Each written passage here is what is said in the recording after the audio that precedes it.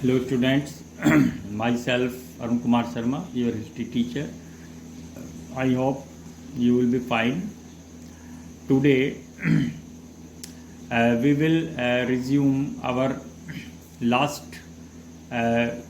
topic, colonialism and countryside, exploring official archives. This is the fifth lecture related to this theme. Topic 1, how did the settlement of Santhal tribal community influenced the life of Pahariya hill folk of Rajmahal hills? Rajmahal hills में रहने वाले पहाड़िया hill फोक, ये जो पहाड़िया जो जनजाति थी, पहाड़ी जनजाति, उस पर जब संथाल वहाँ आकर बस गए उनके आसपास के क्षेत्रों में, तो उन पर क्या प्रभाव पड़ा?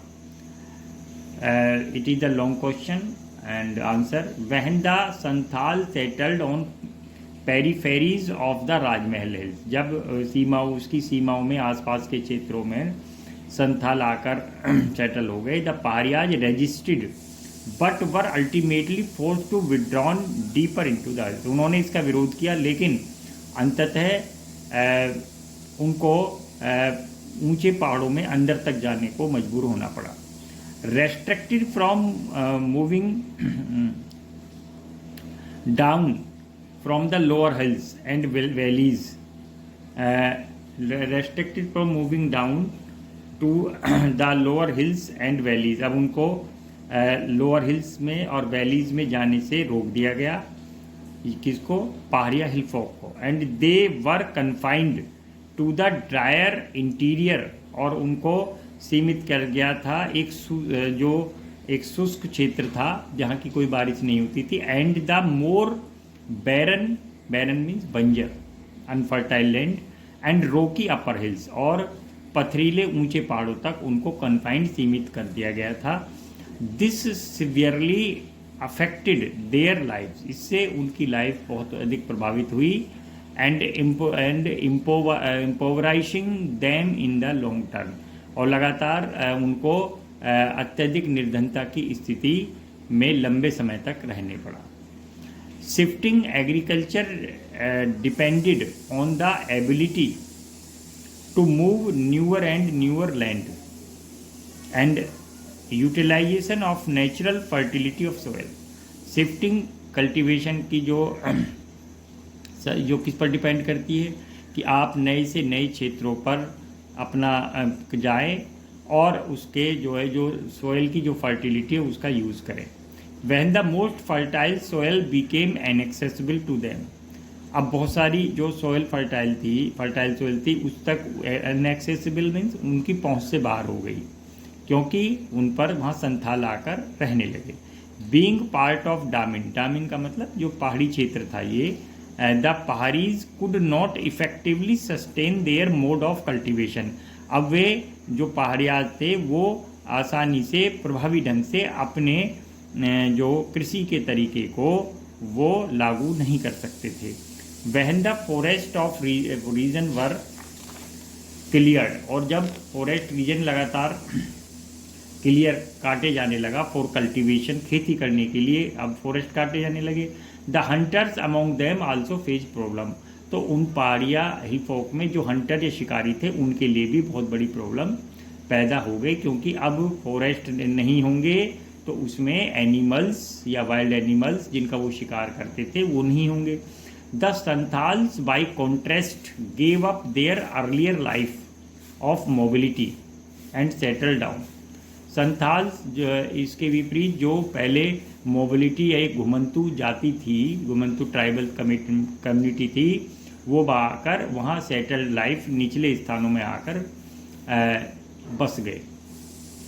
Cultivating A range of commercial crops for the market, और इस प्रकार ये लोग जो है मार्केट के लिए बहुत सारे अपने क्रॉप्स को कल्टिवेट करने लगे, और dealing with traders and money lenders, और इस प्रकार वहाँ के जो व्यापारी थे और मनी लेंडर्स माने महाजन जिनसे वो लोन लेते थे, उनके साथ वे अब डील करने लगे. Students, our next topic is topic 2. Mention the reasons behind Santhal's rebellion 1855 to 1856 AD. Santhal जो रेबेलियन विद्रोह हुआ उसके पीछे क्या कारण थे? First, the Santhals however soon found that the land they had brought under cultivation was sleeping away from their heads. अब धीरे धीरे संथाल्स को भी ये जानकारी हो गई, उन्होंने ये फेल्ट किया, महसूस किया कि जो ज़मीन, जो पीस ऑफ लैंड उन्हें कल्टीवेशन के लिए मिला था, अब उनके हाथ से धीरे धीरे फिसल रही है, स्लिपिंग अवे यानी फिसलना. The state was levying heavy taxes on the land that the Santhals had cleared. और इस प्रकार स्टेट क्या कर रहा था, उन पर टैक्स लगा रहा था उस लैंड पर दैट जो संथाल्स ने फॉरेस्ट थे पहले जहाँ उनको क्लियर करके एक कल्टीवेटिंग लैंड बनाई थी. अब जो स्टेट था या ब्रिटिश गवर्नमेंट थी या ब्रिटिश ईस्ट इंडिया कंपनी थी, उन पर अब भारी टैक्स लगा रही थी. मनी लैंडर्स को बोला जाता था वहाँ की लोकल लैंग्वेज में डिकूज. मनी लैंडर्स जो ये महाजन थे वर charging them high rates of interest, और उनसे वो बहुत ऊंचे दर पर ब्याज भी ले रहे थे. And taking over the land when debts remained unpaid. और अगर मान लीजिए जो डेट्स है, जो कर्ज है वो अनपेड रह जाता था और वो वापस नहीं दे पाते थे, तो उनकी ज़मीन भी ले लेते थे. And zamindars were asserting control over the Damin area. इसके अलावा जो दूसरे जमींदार थे वो भी इस डामिन यानी आदिवासी पहाड़ी क्षेत्र पर अपना प्रभाव जमाना, कंट्रोल, नियंत्रण करना चाहते थे. By 1850s the Santhals felt that the time has come to rebel against zamindars, moneylenders and the colonial state. 1850 तक संथाल्स को यह रियलाइज हो गया, फेल्ट हो गया कि अब ये समय आ चुका है कि अब उनको रेबल मीन्स विद्रोह करना है जमींदार, मनी लैंडर्स और कॉलोनियल स्टेट के खिलाफ. In order to create an ideal world for themselves, where would they rule? और साथ में उनके ये विश थी, इच्छा थी कि वो ऐसा आइडियल वर्ल्ड बनाएं, एक आदर्श दुनिया संसार बनाएं जिसमें कि वो अपने रूल, अपने नियमों को लागू कर सकते हों. It was after the Santhal revolt 1855 to 1856 AD that the Santhal Pargana was created. इसके बाद जब कंपनी ने इस रिवोल्ट के बाद एक संथाल परगना भी बनाया, carving out 5500 square meals from district of Bhagalpur and Birbhum. इस प्रकार भागलपुर और बीरभूम डिस्ट्रिक्ट से 5500 स्क्वायर मील्स जगह ली गई प्लेस, और एक नए डिस्ट्रिक्ट संथाल परगना को एस्टेब्लिश किया गया था या फॉर्म किया गया. The colonial state hoped that by the creating new territory for the Santhals and imposing some special law within it the Santhals could be conciliated. यानी कॉलोनियल स्टेट की ये इच्छा को उम्मीद थी कि उनके लिए एक नया टेरिटरी या एक नई परगना बनाकर, एक नया डिस्ट्रिक्ट बनाकर और कुछ स्पेशल लॉ को इम्पोज करके, लागू करके वे संथाल लोगों से सुलह सफाई या समझौता कर लेंगे. Students, topic 3, describe the events of Supa village of Pune district 12 May 1875 AD. Topic है इसका अकाउंट्स बुक आर बर्ट. यानी एक घटना हुई थी, एक 12 मई 1875 को सूपा डिस्ट्रिक्ट जो कि पूना डिस्ट्रिक्ट में महाराष्ट्र में है और आजकल पूना को PUNE पूना बोला जाता है. द मूवमेंट बिगेन एट सूपा, a large village in Poona, present day Poona district. ये मूवमेंट हुआ था पूना सूपा विलेज में जो कि पूना डिस्ट्रिक्ट में था. It was a market and market center where many shopkeepers and money lenders lived. यानी एक मार्केट सेंटर था, एक बाजारी क्षेत्र था कि जहाँ बहुत सारे शॉपकीपर, दुकानदार और मनी लेंडर्स यानी महाजन भी रहते थे. On 12 May 1875 ryots from surrounding rural, ryots का मतलब पीजेंट्स और फार्मर्स, रूरल एरियाज से यानी जो ग्रामीण क्षेत्र से बहुत सारे जो किसान थे गैदर्ड, वे इकट्ठा हुए एंड अटैक्ड द शॉपकीपर, और उन्होंने शॉपकीपर पर अटैक कर दिया. डिमांडिंग देयर बही खाता अकाउंट बुक, और ये वो क्या डिमांड कर रहे थे कि हमारी बही खाता या जो अकाउंट बुक को दे दिया जाए, एंड डेट बॉन्ड्स, और जो ऋण बंधन पत्र हैं उनको भी उन्हें दे दिया जाए. They burned the khatas, looted grain shops, उन्होंने खाता में जितने भी खाता बुक थी, अकाउंट बुक थी, उनमें आग लगा दी, और ग्रेन शॉप्स, अनाज की भंडारों को लूट लिया. And in some cases set fire the houses of sahukar, और कुछ केस में जो साहूकार थे उनके हाउस में भी, घरों में भी आग लगा दी. From Poona the revolt spread to Ahmednagar and over the next 2 months it spread even further an area of 6500 square kilometre, और वहाँ से पूना से अहमदनगर और बाकी आसपास के क्षेत्रों में फैल गया, और इस प्रकार इसके एरिया में 6500 स्क्वायर किलोमीटर का एरिया आया. More than 30 village were affected, इससे 30 विलेज अफेक्ट हुए. Everywhere the pattern was the same. Sahukars were attacked, account book burnt and debt bonds destroyed, और इस प्रकार हर जगह जो पैटर्न था अटैक का वो एक तरीके से एक ही था. साहूकार्स वर अटैक्ड, साहूकार्स को, मनी लेंडर्स को, शॉपकीपर्स को, उनको अटैक किया जाता था.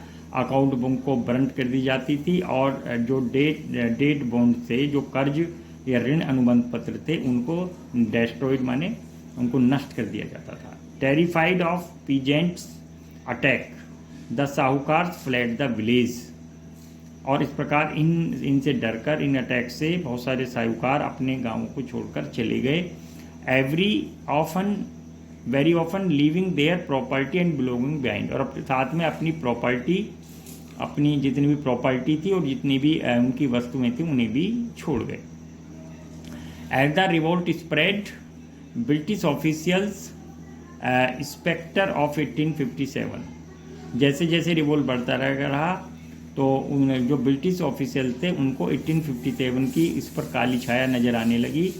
Police posts were established in village to frighten rebellious peasants into submission, और इस प्रकार उन्होंने गांवों में अपनी पुलिस चौकी स्थापित की जिससे कि वो विद्रोही रेबेलियस को से डर जाएं और उनके सामने सबमिशन यानी समर्पण कर दें. Troops were quickly called in, जल्दी से बहुत सारे ट्रुप्स यानी सैनिक दल, सेना बुलाई गई. 915 people were arrested and many convicted, बहुत सारे व्यक्तियों को 951 पीपल को पकड़ा गया, और उनमें से बहुत सारे कन्विक्टेड माने दोष सिद्ध हुए, अपराधी घोषित हुए. But it took several months to bring the countryside under control, लेकिन इस पूरे ग्रामीण क्षेत्र को कंट्रोल करने के लिए, इस रूरल एरियाज को कुछ महीने लगे. Students, our next topic 4, a new revenue system, एक नया राजस्व व्यवस्था. The permanent settlement was rarely extended to any region beyond Bengal, Bengal के अलावा परमानेंट सेटलमेंट यानी स्थायी बंदोबस्त को कहीं भी लागू क्यों नहीं किया गया, इसके पीछे रीजन बताइए, एक्सप्लेन इट. और mention the reasons why did permanent settlement not extended to any region beyond the Bengal. Students, answer of this question. one reason was that the after 1810 agriculture prices rose increasing the value of harvest produce and enlarging the income of the Bengal जमींदार। इसका सबसे बड़ा कारण था कि agriculture price बढ़ रही थी और हार्वेस्ट मीन्स जो राइप क्रॉप्स थी उनकी फसल भी वैल्यू बढ़ रही थी, एंड प्रोड्यूस एंड एनलार्जिंग, और जमींदार की इनकम भी बढ़ रही थी। Since the revenue demand was fixed under the permanent settlement, the colonial state could not claim the any share of this enhanced income.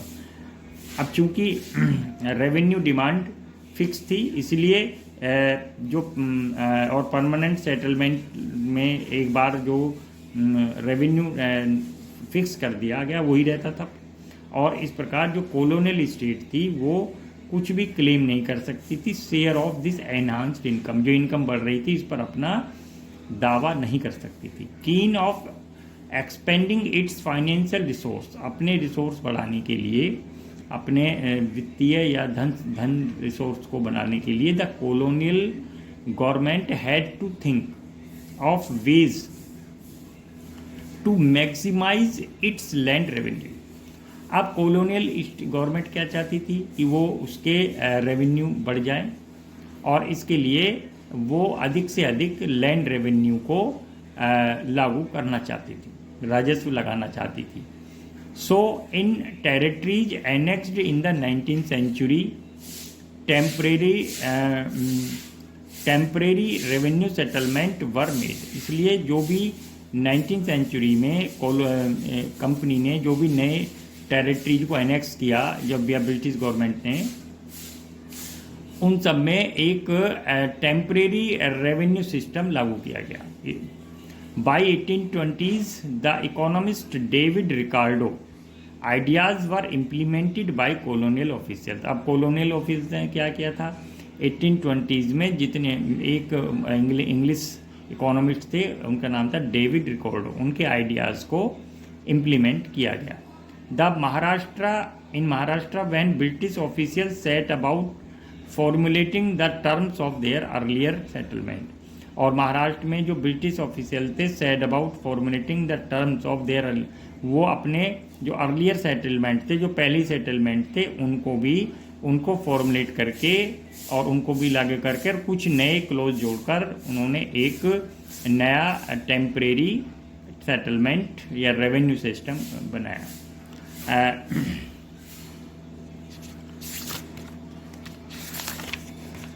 Students, these are the questions. These are 4 questions. Write these questions on your notebook.